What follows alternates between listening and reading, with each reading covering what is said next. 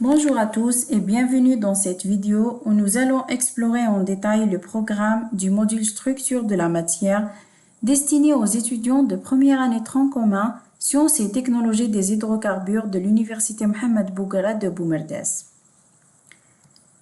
Ce module vise à permettre à l'apprenant de maîtriser plusieurs compétences essentielles, notamment les concepts fondamentaux de la chimie générale et la description de la structure et la composition de l'atome.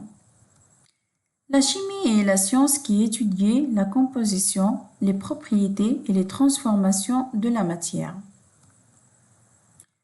Dans le premier chapitre intitulé Notions fondamentales, nous abordons les notions de base de la chimie générale telles que l'atome, la molécule et l'aspect qualitatif et quantitatif de la matière. La matière est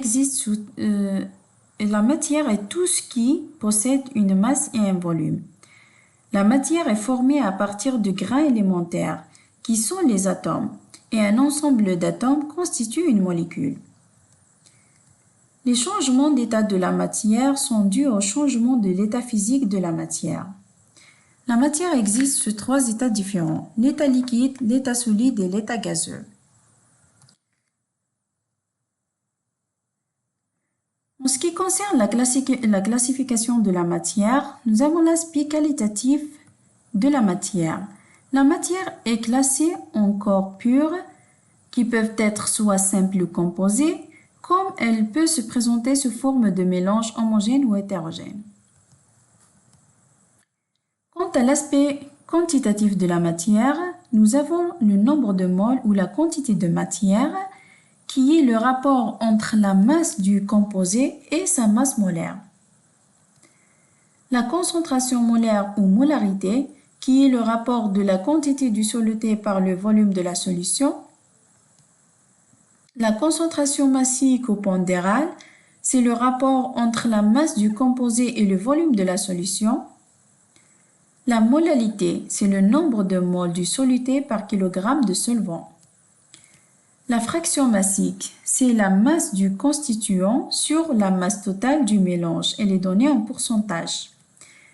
La fraction molaire, c'est le rapport de la quantité de matière du composé sur la somme des quantités de matière de tous les constituants présents dans la solution. La concentration normale ou normalité, c'est le nombre d'équivalents grammes du soluté par litre de solution.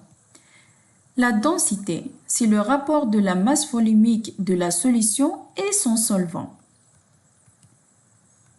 La durée de ce chapitre est estimée d'environ 2 semaines et l'évaluation est individuelle. Passons maintenant au deuxième chapitre intitulé Les principaux constituants de la matière, qui explique en détail la composition de la matière à travers ses éléments chimiques.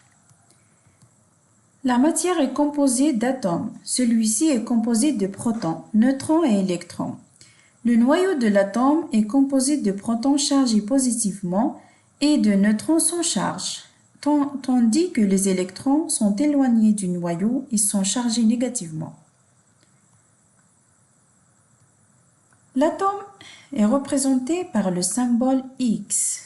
A est le nombre de masses, c'est-à-dire le nombre de protons et de neutrons. Z, le numéro atomique, c'est-à-dire le nombre de protons dans le noyau de l'atome.